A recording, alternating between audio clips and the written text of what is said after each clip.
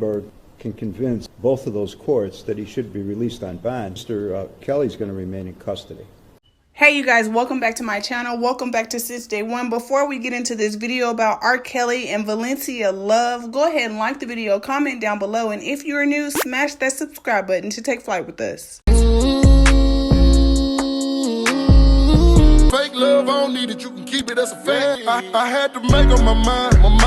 I took that weight on my shoulder. I done been down for So y'all remember way back when RKelly couldn't even get out, y'all, and his little friend had to come up there and post that $100,000 bond for him to even get out of incarceration? Y'all, please make it make sense for me why this lady is in the courtroom trying to ask for her money back. I know this lady done fell and bumped her head or something, cause girl, you ain't getting that back. She should have known that from jump, y'all. And y'all remember, she didn't even want to say where she had met RKelly at, y'all. Come to find out, this lady done met him on some cruise, and she was starstruck, and now she just think that RKelly can't do no wrong. She started wanting that money back, y'all, when she seen that all them charges kept stacking up and stacking up and stacking up. So y'all, RKelly appeared in court today in Chicago for a hearing on the state charges that are being held against him, only to listen as a lawyer for the friend Valencia Love, who posted his $100,000 wanted her money back, y'all. Valencia Love, who put up $100,000 in February so that RKelly could be bailed out in the Cook County case against him, will not get her money back. Judge Lawrence Flood ruled. Judge Flood said that Love signed a bond slip which explicitly warns she could lose that money even if RKelly met the conditions of his bond, because a judge might order the money be used to pay for attorney fees, court costs, fines, or other expenses. Y'all, leave y'all thoughts and opinions down below. I don't even know what Valencia was thinking. You should have kept that money in your pocket, girl, period. Because you wasn't going to get it back even if he did get out. Yeah, you was all for RKelly, and he innocent, and he my good friend, and he'd never do anything like that. He wouldn't hurt a fly. Valencia was so hyped to be included and have her name out there in the press and stuff being involved with RKelly, and didn't even think to read the fine print. Girl, you know that they didn't taught us since elementary school to read everything that we signed. Now you sitting over there broke. Regretting that. I know you regret that decision, because I regret it for you, girl. I don't know why you didn't went and did that. Judge Flood also denied a motion by prosecutors to boost RKelly's $1 million bond. It was mostly a symbolic gesture since RKelly is locked up on federal charges and has been denied bond in these two cases. RKelly has claimed that he is broke. Besides Valencia's contribution to his bond, he also needed help to pay off an overdue child support payment. Valencia Love, who is 47, met RKelly on a Lake Michigan boat cruise. She told local reporters in February that she posted 10% of RKelly's bond because he is a good friend. She also claimed at the time that the cash she handed over was all of RKelly's money, but declined to elaborate.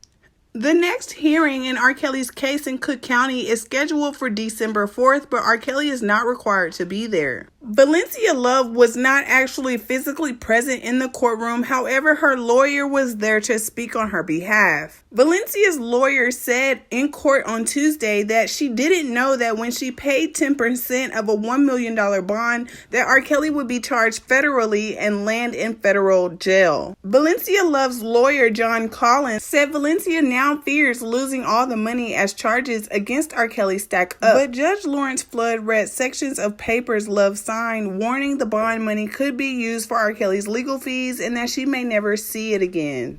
Dummy dumb dumb. I know she didn't read that paper, y'all. She couldn't have read it, because if she read it, she wouldn't have put that money up. If she knew that there was a possibility she wouldn't get it back, I know for a fact she wouldn't have put the money up, because now you over there looking stupid and you still got to pay John Collins for talking for you.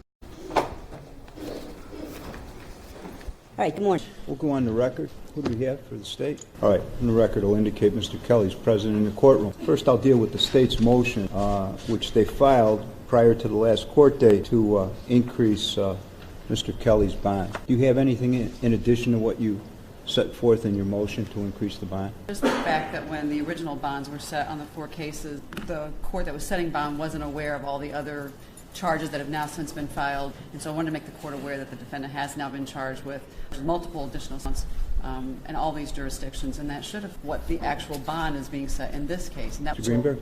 Judge, the first thing is it's not verified. There's a verified motion to increase bond, which the statute requires. Legal basis that's cited by prosecutors to increase the bond. The mere fact that someone may have been charged with other cases is not a basis to increase bond. They don't argue that he's an increased flight risk. They don't argue that he's an increased danger. They don't argue any reason why bond should be increased. Should the federal court modify those orders, I fully expect that he will be put on some kind of electronic monitoring, GPS. He doesn't have a passport. He's not a danger to others. All of the allegations predate these charges, predate the bringing of these charges by when the state added charges before Your Honor. They didn't ask that the bond be increased. Voluntarily turned himself in originally on these charges, voluntarily into court when the charges were upgraded against him. And there's simply no legal basis to increase the bond. Any response? That a lot of what counsel just said is based on speculation about what could happen if his bond were changed. A lot of speculation that part of his charges include the fact the defendant is accused of having influenced the witnesses that first trial. The defendant does have additional charges, and that absolutely is appropriate to ask that his bond be increased. As a practical matter, he's being held now, no bail, in the Eastern District of New York and in the Northern District of Illinois. Unless Mr. Greenberg can convince both of those courts that he should be released on bond, Mr. Kelly's going to remain in custody. So as far as a motion to increase the bond, I don't believe it's appropriate at this particular point. But at this particular time, it's kind of a moot point. The bond that was set originally in this matter by the, I'm assuming the bond court judge, I thought when the case first came before me for arraignment that the bond was adequate based upon there's 4 cases, which I thought was appropriate. I still believe that's true. That being said, I'm going to deny the motion. If there's a change in circumstances and he is somehow released from custody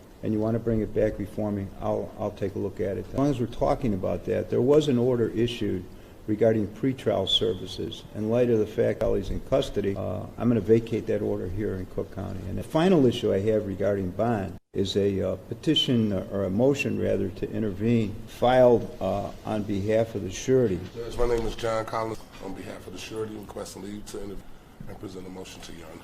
All right, I'll give you the opportunity to file your motion and intervene for the limited purpose of arguing on behalf of the surety that you want the bond returned. And just looking at the motion, the only response that the defendant may have is whether or not he wants to agree to exonerate the bond, which means that he would be held no bond. And again, I understand that they are trying to petition the Northern District of Illinois. However, Judge, the petitioner is in fear of jeopardy of losing this bond, and there's monies owed, so let the court know at the earliest moment that we expect to receive these monies back.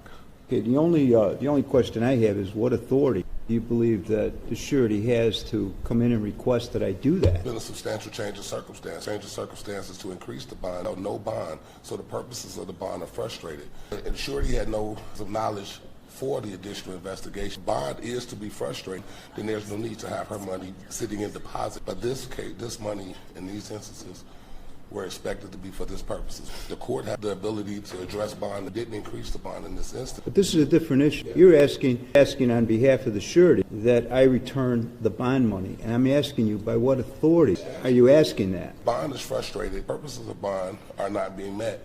Then the court has an option at its discretion to order the defendant held with no bond in this instance. If he's going to be held no bond in 2 other jurisdictions and have this bond here waiting, the entire purposes of bond are frustrated, so we can actually let you exonerate under the statute. Well, let me ask you this. Your client, okay, is Miss Veronica Love. Is that correct? I'm sorry, Valencia Love. Yes. She's the surety. She signed the bond slip. Did she read the bond slip? Yes.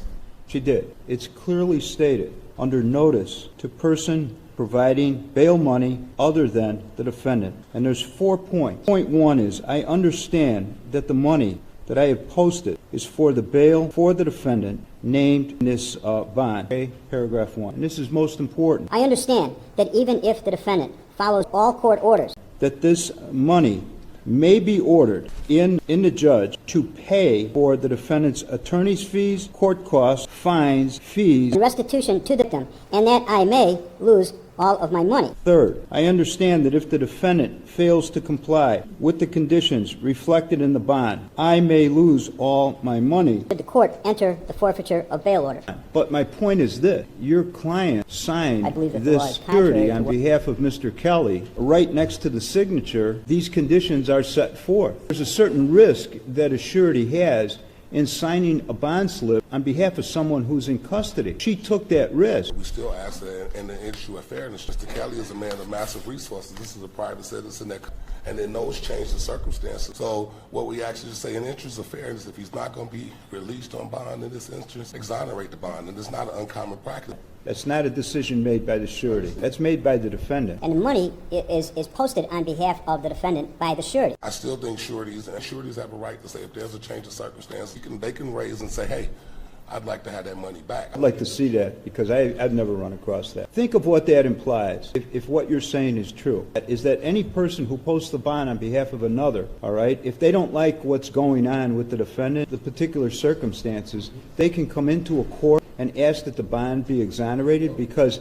they feel that things aren't going the way that they thought. That contradicts what's in the notice to the surety on the bond slip at the time that Ms. Love signed the bond slip. When that bond slip was being signed in the halls of the Cook County Jail, I don't think that she took the time to have legal advice. And the fact that there's any surety would request on it doesn't like this. So if the court would like additional information, I'm not going to go down that road right now. I'm going to deny your motion. I'm going to deny it. I don't believe that there's any basis for it, so it'll be denied. If you have anything else in the future and you want to bring it, I'll take a look at it. You haven't really presented me with anything that what you're telling me, but I'll take a look at something if you have. All right, what else do we have today? Judge, I think the only other thing is that... Okay, well, let's figure out first what our next court date is. I would be inclined to give it a longer date, based upon the fact that we have discovery with 4 cases. I don't know what the implications would be with the discovery that you'd receive in the Eastern District or in the Northern District, in order to make sure that, you have adequate time to sort of look at that. I'd be willing to give it a longer date. Yeah, that's fine with the state. Okay, what date are we looking at? I'll indicate by agreement on all 4 matters then to December 4th. Greenberg, you want me to waive Mr. Kelly's appearance? All right, court's in recess. So long, sleeping from sofa to sofa. Now I'ma step on these little bitty bitches in some brand new Gucci low. Some Gucci walking on. I got tired of eating Big Mama's chicken. Now it's business when I walk.